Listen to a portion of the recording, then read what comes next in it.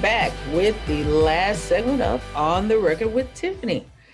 And I made it through. So now we can talk about now we can talk about the easy part. Go ahead, Zach. So you have I don't want to use the word a special tie, but you have a personal connection to the kidney community. You mentioned earlier you have family members tied, but how is it that you have become so involved with CKD, Texas Kidney Foundation? What brings you into it full scale?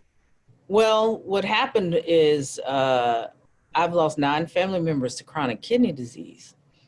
And I have a younger cousin who he's 32 now, but Daryl Jr., I was visiting with him, and at the time my grandmother was coming to the end of her life, and they were getting her ready to go on dialysis. And I was talking to Daryl, and he and I, my aunt and uncle really did all of the heavy lifting with my grandmother. They did everything with her. Daryl Jr. and I would just come in, and when my aunt and uncle and their daughter got tired, and really needed a little break, we'd come in and stay with my grandmother overnight at the hospital.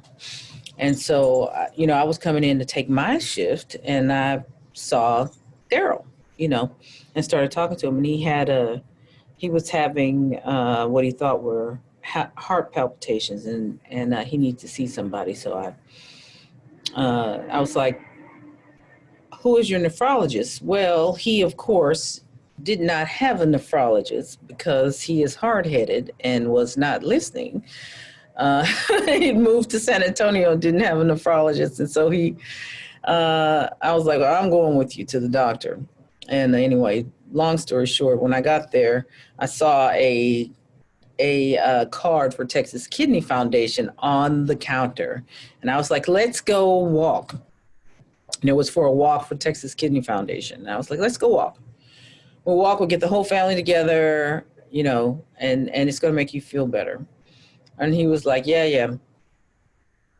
So I called the next day because I did not think he did. And I was correct. He did not. So I set up the walk, the team for our family to walk. And that's how I ended up getting involved with TKF. I was volunteering with them. And then they invited me to join the board. And when I joined the board and went to the first board meeting, I was like, I think they probably need some help on the staff side. And I started working for the foundation, and I've been doing it ever since. And so when you first came on board with Texas Kidney Foundation, I'm assuming that you did not come on board as the CEO. No, I came on board as a volunteer, and what made me take the job as CEO is I knew they couldn't afford the kind of CEO that they were going to need, and I knew that I was the kind of CEO they were going to need. And I thought, well, I'm not in desperate need of money, so I can do this for whatever the foundation can afford to do. And I just feel like this is important. I felt like it was God's work and that I needed to do it. So that's why. Now, some of your family members have had some very great news lately, haven't they? Yes. This whole thing started, the pandemic started. We lost some family members, and it was, throughout this time we've seen family members and friends succumb to COVID-19. And in the last 4 weeks, My darling Daryl Jr., the one who started all of this with me and Texas Kidney Foundation, he got a kidney transplant. He got the call and got a kidney transplant. And it's like night and day. He's roaming the streets, walking and exercising. He lost 167 pounds about a year and a half, 2 years ago. Like he lost the weight and kept it off, and is in really good shape. So he got a kidney transplant, and then my brother got a kidney transplant a few days ago on Friday. He got it. How's he feeling? He is doing awesome. Oh, it's probably one of the happiest moments for his family, for our friends, for me. But it's indescribable what he's like. Like he's always a pretty happy-go-lucky person, but as much as a lawyer can be. But he's doing really well. Like really, I just feel like a weight's been lifted. When I was talking to him, he said that he was like, it feels like a weight has been lifted off of me. It's such a blessing for somebody to give the gift of life. I mean, when people say that, it's like that's not even nearly as descriptive and accurate as it could be, because it is truly the gift of life. Like you can look at Darrell and Daryl and see their skin looks different. Like the color in their skin looks different. I mean, they just look alive and healthy again. All in a matter of days of getting a kidney that works and that functions. It is when people say this is the gift of life and that we should honor the gift. It is the gift of life. We should honor the gift. We shouldn't do ridiculous things that are politicized, like not paying for immunosuppressants for kidney patients. I'm so proud of our House, the U.S. House of Representatives, for passing that a immunosuppressant act, and I will be even prouder once it passes the Senate, because this gift of life should not ever be compromised by something that has been politicized, like paying for prescriptions. Healthcare should not be a political juggernaut, and it should not be a political sword that somebody is using against one group or another. So with you bringing up the political sword and the House and the Senate, with the new administration that's about to come in,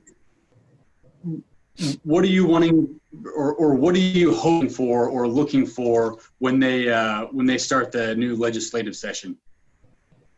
Or are you looking for anything? Oh, I'm like every American. What I'd like to see is change and reform in healthcare.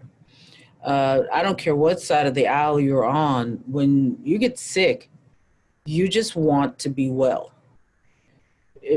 Nobody cares what political group makes the right decision. All we care about is that the right decision is made. Right now, we have a broken healthcare system. We have a healthcare system that takes care of people while they're sick. And we need a healthcare system that is designed to make people well. Period.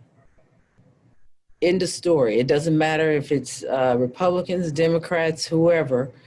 they're going to have to come together to make that happen because it's in the best interest for the country. There is no country if everybody is sick. And with 1 in 3 people at risk for kidney disease, 1 in 3, and they don't know that they have it, the majority of whom don't know that they have it. We've got the same numbers, 1 in 3 at risk for diabetes, and they don't know that they have it. Then we have a third of the population that's ill and at risk for chronic illness. And that is a significant problem to the nation and to its economic future. So it should be the main focus.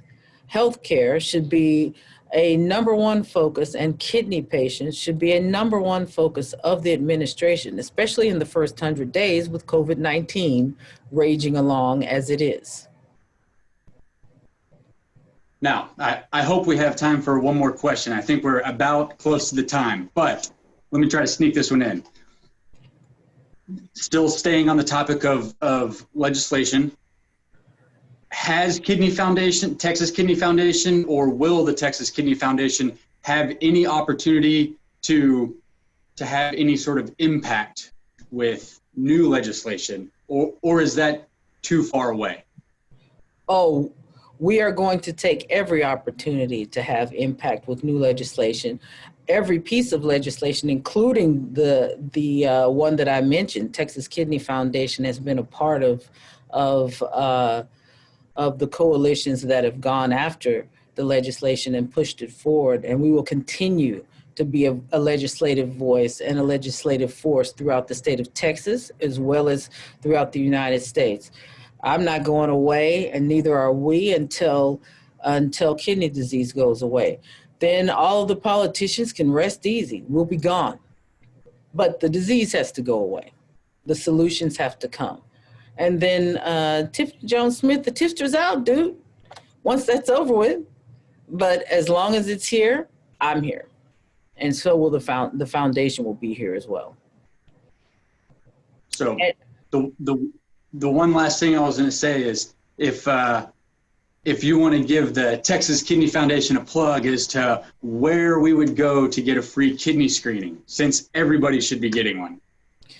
You need to contact Texas Kidney Foundation at www.txkidney.org. Go to our foundation website. You can also contact us on Facebook. You can contact us on Twitter. You can contact us by calling us 210-396-8440, but contact us because your kidneys depend on it, and you can get a free screening. It doesn't cost you anything, and we'll hold your hand through the rest of the process if your results come out to be that you have some form of kidney disease. And you've been listening to On the Record with Tiffany. Thank you, Zach, for making this simple and easy for us. And we'll be back next week with more information about what's happening in the world around us and how we can work together to make things better. And you've been listening to On the Record with Tiffany.